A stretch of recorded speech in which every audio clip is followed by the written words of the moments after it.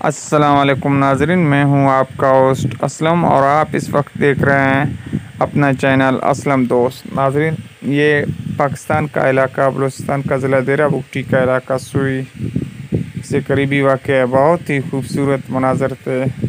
जो मैंने आप लोगों के लिए वीडियो बनाया। वीडियो पसंद आए तो लाइक और शेयर कीजिए। शुक्रिया। वीडियो को देखिए एंड तक।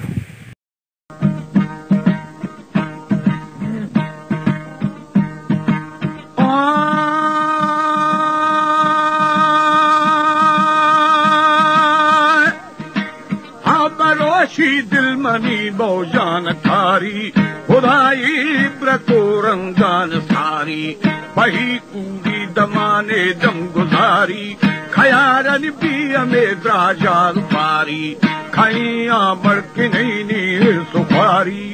मैं आराम ने हंदे करारी हमें हु का फिरे था चौदहारी लगूर मुंकिरानी दौर बारी इधा ध्रुव दफा दोस्ती यारी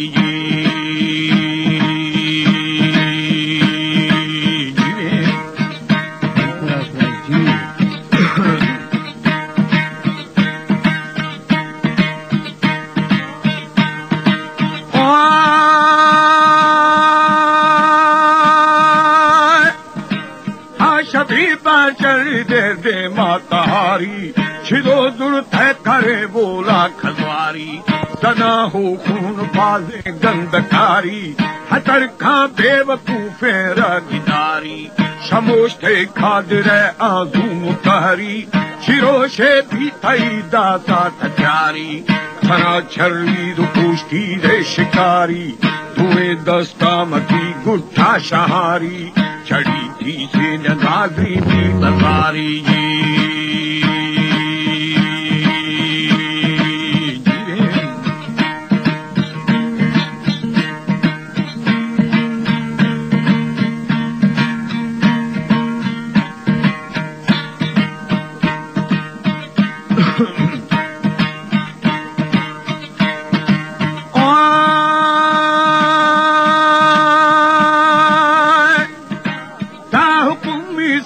खशी बटुधारी दुनिया इन कूड़वा गर्दी नारी किसाने खुडुले पटन दिगारी सरी नारे कुछो हो रे गुवारी रवे उदा गुनाहाद डूबारी हजारे फिर मखाया बेशुमारी सरागी दगुड़ा भी है निहारी दफा दखान तिष्ठे कचारी जना दंगा हमा शोशो की कारी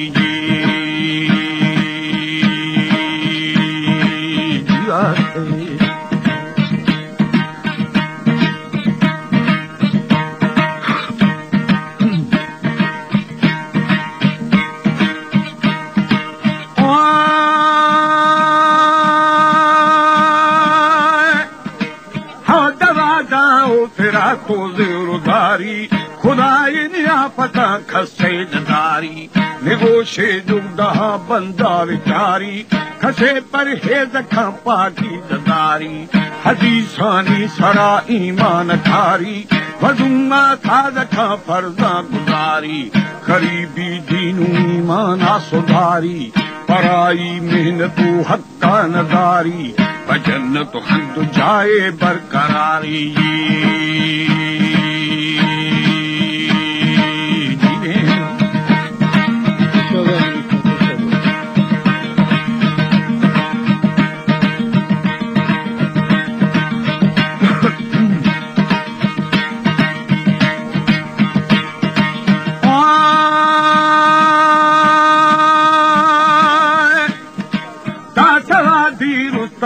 अंबू अनारी बेश्ती फक्के मेवा उतारी अला है कुदरता तुआ बरब्बी इलाही नूरत जिला जाहिरब्बी नबी पैगंबरे दुर्रे अरबी वदक है आलम कुल्लस हरबी शिहानेरा फरा थे घर रहबी हमा के कलमवा खिल्ली दरबी नहीं आ मर्दुगे स्याहे खरबी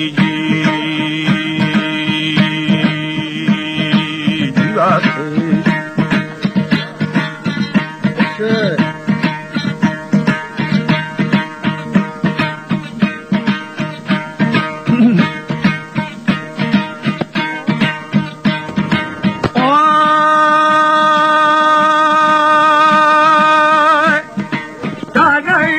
मर्द में स्याहे करबी बलोखे आस जंजीर मुरब्बी तहारे दूजे है आस शरबी जहन्नम का फरानी हम जाए हमोरा बंद खंदा से सजाए निगुदारे मनी शहरम बताए पहो खेसा बनी धुर्रे दरियाए मरी ओ फारदा मल्ली फजाए मोहम्मद आलम सखी पनाहे हमूरा बशकुने आवाज आहे